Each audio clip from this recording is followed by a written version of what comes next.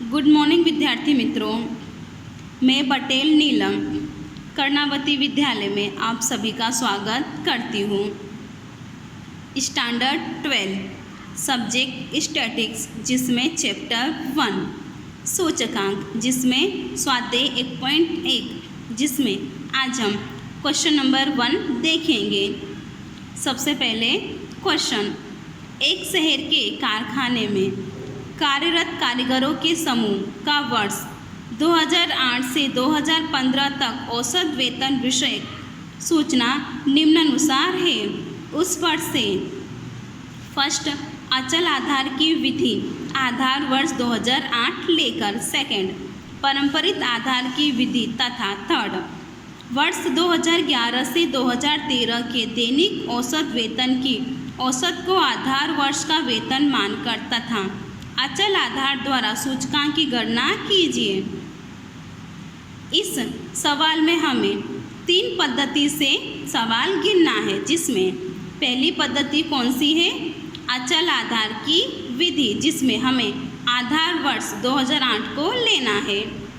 दूसरी पद्धति कौन सी है? पारंपरिक आधार की विधि।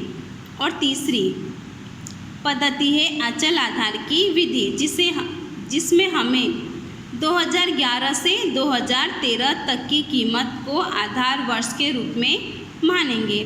तो चलिए अब हम शुरुआत करते हैं,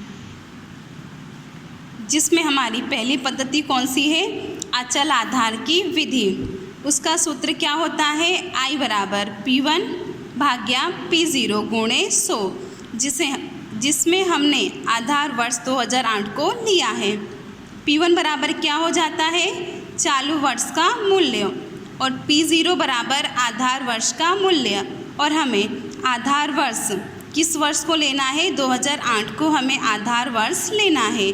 तो हमारा आधार वर्ष हर वर्ष के लिए क्या होगा? एक समान हो जाएगा। तो चलिए अब 2008 के लिए I की कीमत हम लोग देखते हैं। तो I बराबर सबसे पहले क्या है? P1। तो 2008 के लिए P1 की कीमत कितनी हो जाएगी? 275 बटे P0 कीमत क्या है हमारे पास? तो आधार वर्ष हमें 2008 को लेना है। तो 2008 की कीमत भी कितनी है? 275। तो यहाँ पे 275 गुणे 100 बराबर कितना हो जाएगा? 100। तो हमारे 2008 के लिए I की कीमत कितनी हो गई? 100। अब उसी प्रकार से 2009 के लिए P1 बराबर क्या हो जाएगा? 284, यानी कि चालू वर्ष की कीमत 284 बटे P0 आधार वर्ष क्या है हमारा? 2008, और 2008 की कीमत क्या है हमारी? 275। तो यहाँ पे 275 गुणे 100 बराबर कितना हो जाएगा? 103.27। अब 2010 के लिए चालू वर्ष की कीमत क्या है? 289 बटे आधार वर्ष की कीमत 275 गुणे 100 बराबर कितना हो जाएगा? 105.09। उसी प्रकार से 2011 के लिए P1 बराबर 293 बटे P0 बराबर 275 गुणे 100 बराबर कितना हो जाएगा? 106.55। उसी प्रकार से 2012 के लिए P1 बराबर 297 बटे P0 बराबर 275 गुणे 100 बराबर कितना हो जाएगा? 108.108। उसी प्रकार से 2013 के लिए P1 बराबर 313 बटे P0 बराबर 275 गुणे 100 बराबर कितना हो जाएगा? 113.82। 2014 के लिए P1 बराबर 328, P0 बराबर 275 गुणे 100 बराबर 119.27। 2015 के लिए P1 बराबर 345 बटे P0 बराबर 275 गुणे 100 बराबर 125.45।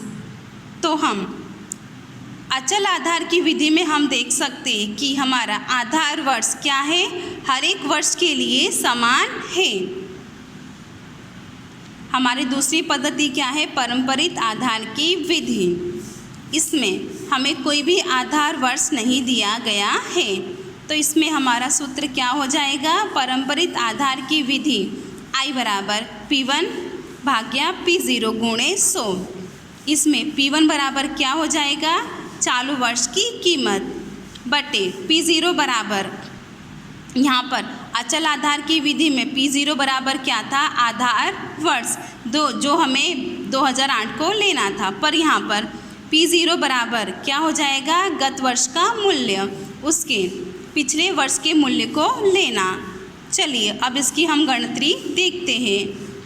2008 के लिए P1 यानी कि चालू वर्ष का मूल्य 275 बटे P0, यहाँ पर हमें उसके अगले वर्ष का मूल्य नहीं दिया गया है, तो हम 2008 को ही गत वर्ष मान लेंगे, तो उसकी कीमत भी क्या हो जाएगी, 275 गुणे 100।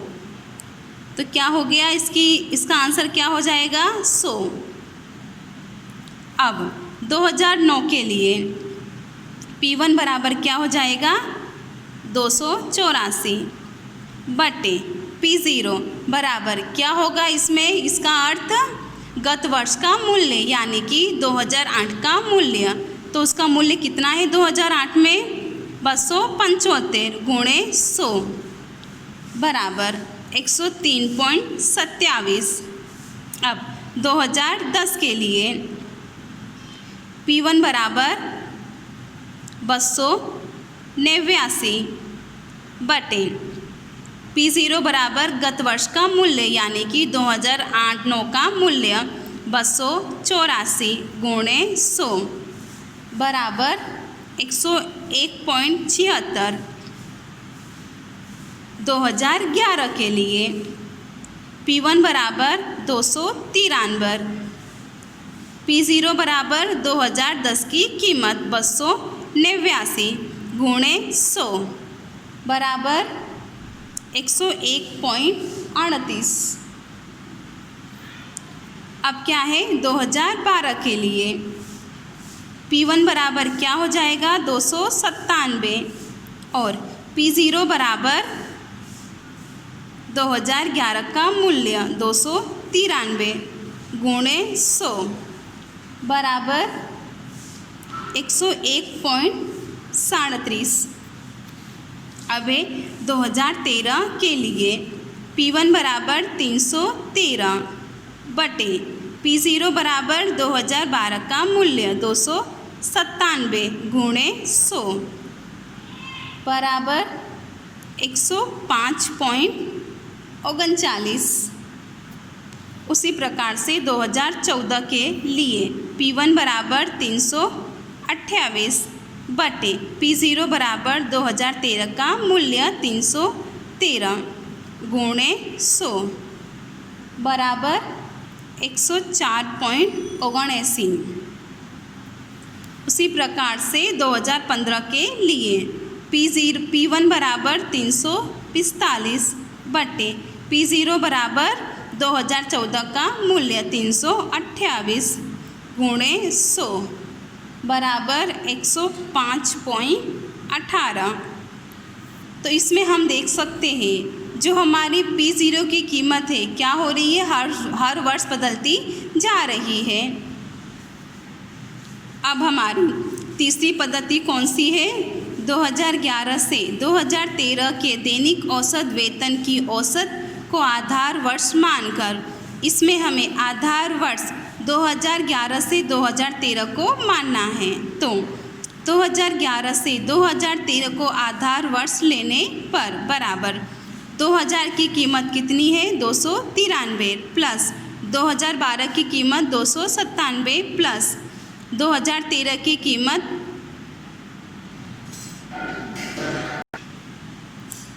303/3, क्योंकि यहाँ पर 3 वर्ष है, इसलिए अगर 2 वर्ष होता तो हम बटे में 2 लेते। अब इन तीनों का टोटल कितना हो जाएगा? 903/3 बराबर, इसका आंसर क्या है? 301। तो 301 को ही हमें क्या करना है? आधार वर्ष लेना है। अब हम इसकी गणतरी देखते हैं। अचल आधार की विधि का सूत्र क्या होता है? I बराबर P1/P0 गुणे 100। P1 यानी कि चालू वर्ष का मूल्य, P0 यानी कि आधार वर्ष का मूल्य, और यहाँ पे हमें P0 के रूप में 2011 से 2013 की कीमत को लेना है, जिसका आंसर 301 आया। अभी हमने गणतरी में देखा ऊपर, तो P0 बराबर हमें 301 लेना है। तो चलिए 2008 के लिए I की कीमत कितनी होगी? तो 2008 में I बराबर P1 यानी कि 275 बटे P0 हमें कितना लेना है? 301, तो बटे 301 गुणे 100 बराबर 91.36। अब 2009 के लिए 284 बटे 301 गुणे 100 बराबर 94.35। 2010 के लिए 289 बटे 301 गुणे 100 बराबर 96.01।